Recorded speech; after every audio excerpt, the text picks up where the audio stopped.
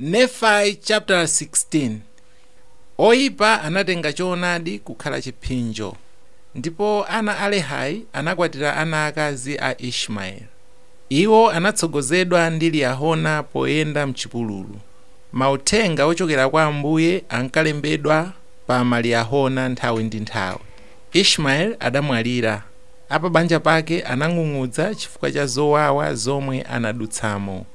Izi zinachitika pakati pa zaka 600 kukafika 592 BC, Yesu asanabadwe.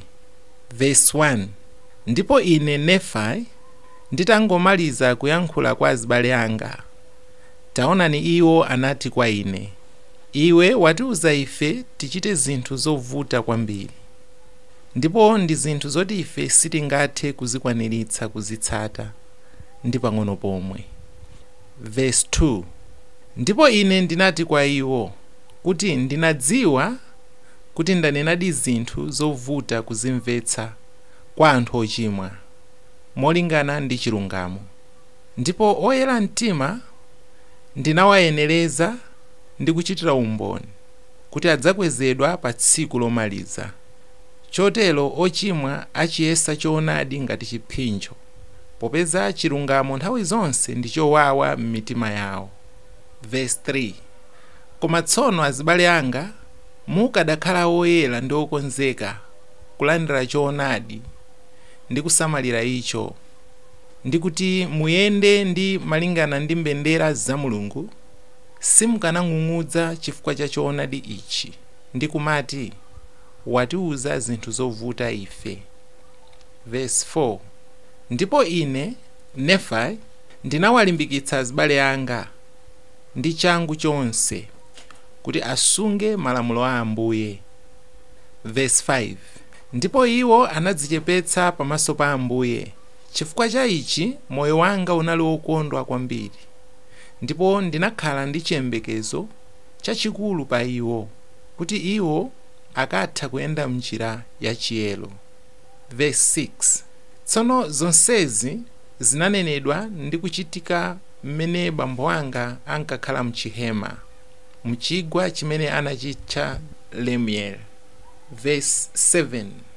Ndipo zitatha izi, ine Nefayi ndinatenga mmodzi wa ana akazi a Ishmaeli kukhala mkazi wanga.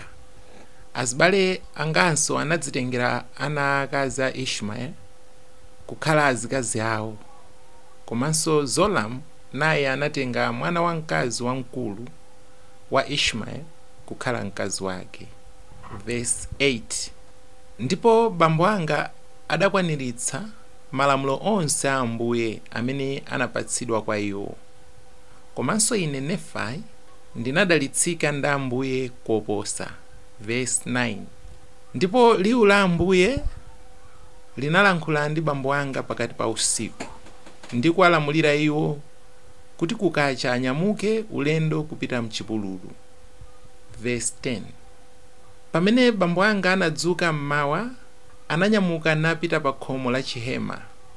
Ndi kudabwitsidwa kwakukulu, anaona mpira wozungulira ndi wopangidwa modabwitsa, komanso wokongola wamkuwa uli pansi poteropo.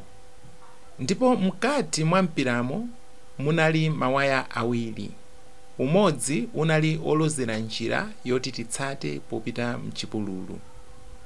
Verse 11.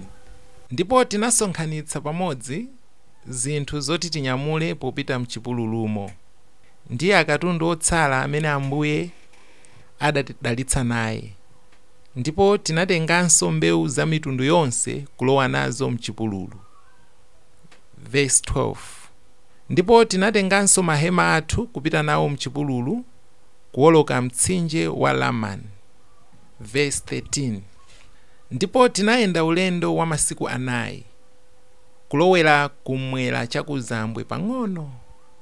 Ndipo tinamanganso mahema athu, ndipo tinawatcha malowo kuti Shazara. Verse 14. Ndipo tinatenga mauta ndi mipaliro yathu kupita ku chipululu kukadzisakira chakudya cha mabanja athu.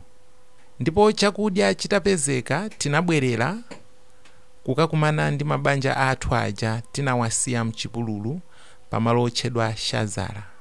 Ndipo tinanyamukanso kulowa mchipululu kutsatira mlozo omwe tinali nawo, tidzisungira mmenemo malo amene anali ndi chonde chochuluka chifupi ndi nyanja yofiira.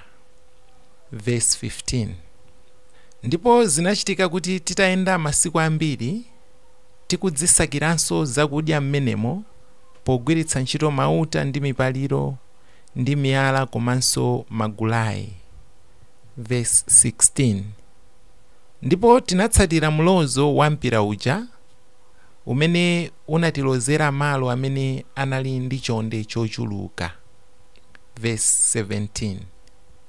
Ndipo titayenda kwa masiku ambiri tinamanga mahema athu kwa kanthawi kuti tikhonza kupumula ndi kudzipezeranso chakudya cha mabanja athu. Verse 18. Ndipo pamene ine Nefayi ndinapita kukasaka zakudya, mwatsoka uta wanga wopangidwa ndi chitsulo chabwino kwambiri unathyoka. Chifukwa cha ichi abale anga anakwiya nane popeza sitinathe kupeza zakudya. Verse 19. Ndipo zinachitika kuti tinabwerera ku mabanja athu opanda chakudya. Ndipo chifukwa cha kuyenda mtunda wautali tidali olema komanso anjala. Verse 20. Ndipo zinachitika kuti Lamani ndi Lemueli pamodzi ndi ana aamuna a Ishmaeli anayamba kung'ung'udza kwambiri chifukwa cha mavuto ndi mazunzo mchipululu. Komanso bambo anga anayamba kudandaula motsutsana naye Ambuye Mulungu wawo. Inde onse anali ndi chisoni chachikulu kufikira kuti iwo anang'ung'udza motsutsana naye Ambuye. Verse 21. Ndipo zinachitika kuti ine Nefayi pozunzidwa ndi abale anga chifukwa cha kuthyoka kwa uta wanga komanso kuonongeka kwa mauta awo, zinayamba kukhala zovuta kwambiri kuti tidzipezere zakudya. Verse 22. Ndipo ine Nefayi ndinalankhula kwambiri ndi abale anga chifukwa cha kuwumitsa mitima yawo kufikira pa mlingo wotsutsana ndi Ambuye Mulungu wawo. Verse 23. Ndipo zinachitika kuti ine Nefayi ndinapanga uta kuchokera ku mtengo, ndipo ndinapanga mpaliro kuchokera ku kamtengo kowongoka. Choncho ndinadzikonzekeretsa ndi uta, mpaliro, gulayi ndi miyala. Ndipo ndinati kwa bambo anga, ndikuti kumene ndikadzipezere chakudya? Verse 24. Ndipo bambo anga anafunsira kwa Ambuye, popeza anadzichepetsa chifukwa cha mawu anga, popeza ndinawayankhula zinthu zambiri mwa mphamvu zonse za moyo wanga. Verse 25. Ndipo mawu a Ambuye anafika kwa bambo anga, ndipo anadzudzulidwa kwambiri chifukwa cha kung'ung'udza kwawo motsutsana ndi Ambuye, kufikira kuti bambo angawo anadzazidwa ndi chisoni. Verse 26. Ndipo mawu a Ambuye anati kwa bambo anga, penya pa mpirawo ndipo taona zolembedwazo. Verse 27. Ndipo zinachitika kuti pamene bambo anga adaona zinthu zimene zidalembedwa pa mpirazo, iwo ndi azibale anga komanso ana aamuna a Ishmaeli pamodzi ndi azikazi awo anaopa ndi kunjenjemera kwakukulu. Verse 28. Ndipo ine Nefayi ndinaona kuti zolozera zimene zinali mu mpiramo zimagwira ntchito molingana ndi chikhulupiriro komanso changu ndi kutsatira kwathu kumene tinazipatsa izo. Verse 29.